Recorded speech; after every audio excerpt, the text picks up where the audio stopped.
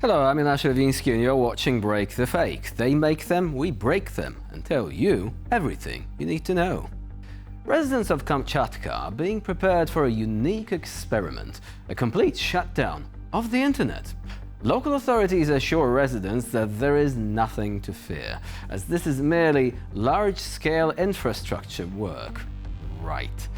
To be precise, this is likely to be a somewhat selective shutdown. Key facilities like banks, government services, shops, these will be transferred to satellite communications, so they will still be available, at least in theory.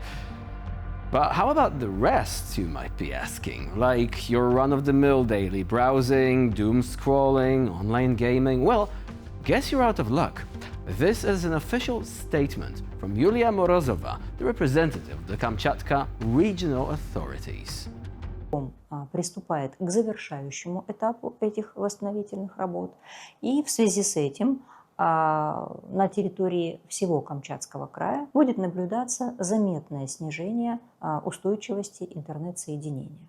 Поэтому сегодня я обращаюсь к нашим жителям и хочу напомнить о том, что от качества этих работ, от необходимости проведения этих работ на долгие годы в будущем зависит интернет-связь Камчатского края с материковой частью. Более того, не только Камчатского края, но сегодня еще и Чукотки, которая также получает интернет через оптоволокно, которое идет через Камчатку. Я рекомендую жителям Камчатского края запастись небольшим запасом наличных средств, потому что небольшие магазинчики, небольшие торговые точки, возможно, потеряют интернет-соединение и не смогут обслуживать банковские карты. Сегодня мы с каждым крупным предпринимателем на самом деле уже провели эту работу.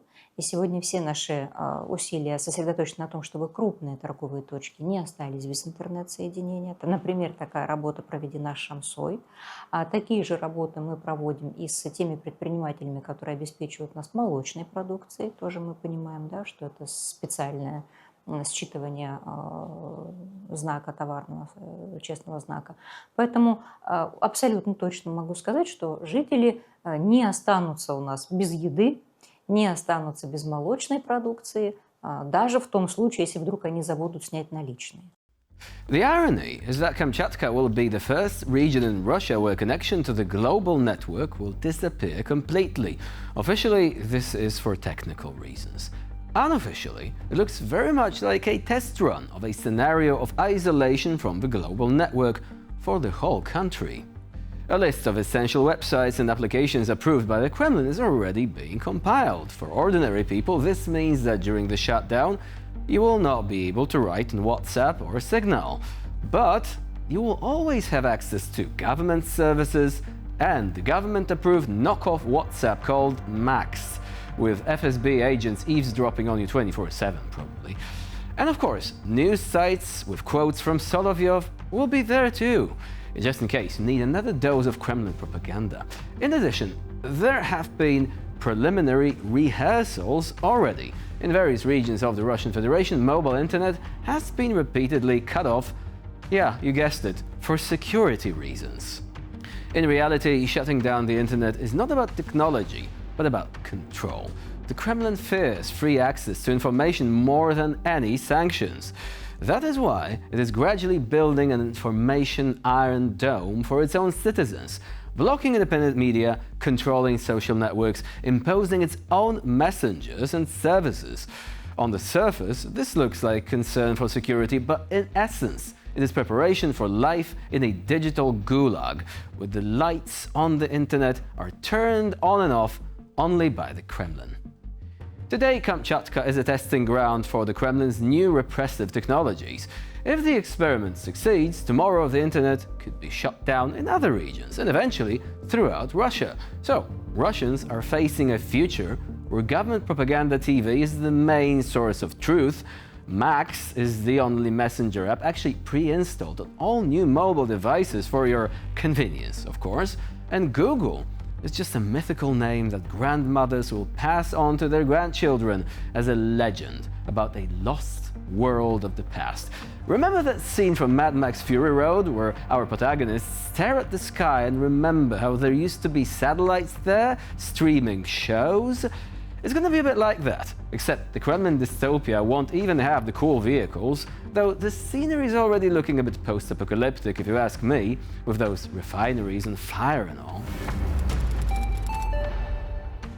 Russian propagandists have once again taken up tourist advertising. This time they are calling on people to vacation on the beaches of the Sea of Azov in occupied Mariupol. They say it's very nice but expensive there. Perhaps those who arrive with tanks and machine guns can get a discount. Of course, social media users are having a field day with this one. As if some places in Russia itself didn't look dystopian enough. I mean, check out pictures from Norilsk, for example, where hell has literally frozen over, but also from any village or town which is not sustained by oligarch money and isn't the center of Moscow or St. Petersburg.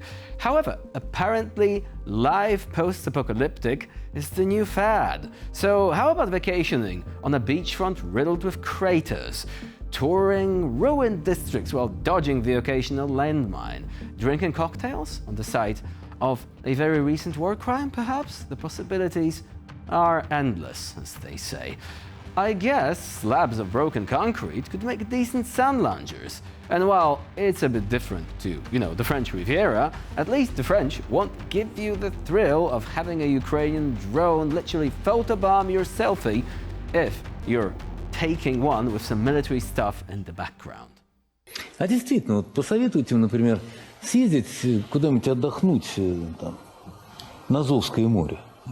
Хороший пляж городской в Мариуполе. Да, прекрасный, кстати, прекрасный. Песочек. Ну так, чтобы они познакомились с реалиями, да? Ну, просто насладиться жизнью. Мариуполь нет. Почему? Там в Мариуполе все реконструировали. Конечно, там сильно хорошо. О чем и речь? Ну, очень дорого. На самом деле хорошо. Там реально хорошо, но очень дорого.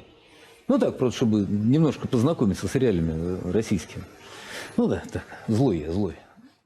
Well, propagandists dream of sanatoriums for the Russians. Mariupol itself continues to be transformed into utter absurdity. A video has appeared on social media showing trees near a music school, but have simply been covered with asphalt. The author of the video is outraged, but in principle it is surprising that they were not cut down for firewood in the first place.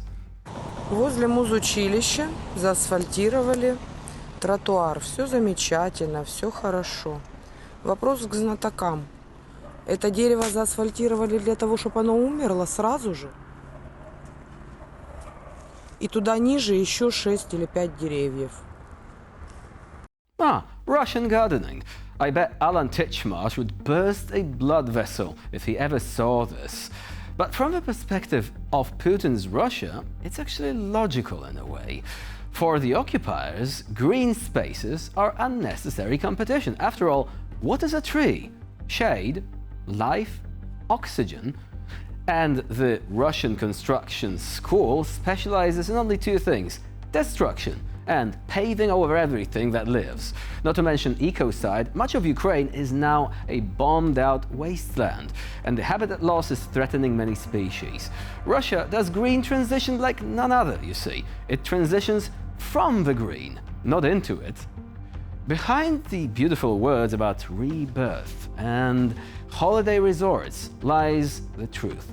The occupiers have turned the once flourishing Mariupol into a symbol of destruction. The city, where the number of civilian casualties is still unknown, where every street remembers the shelling, is now being marketed as a place for recreation. Kremlin propaganda knows how to present any tragedy as a resort package.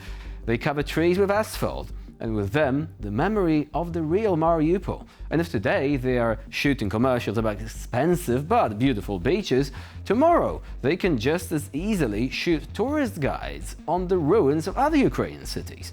They try to hide what lies beneath, the suffering, the war crimes, the atrocities, but a layer of asphalt isn't enough to bury the truth forever.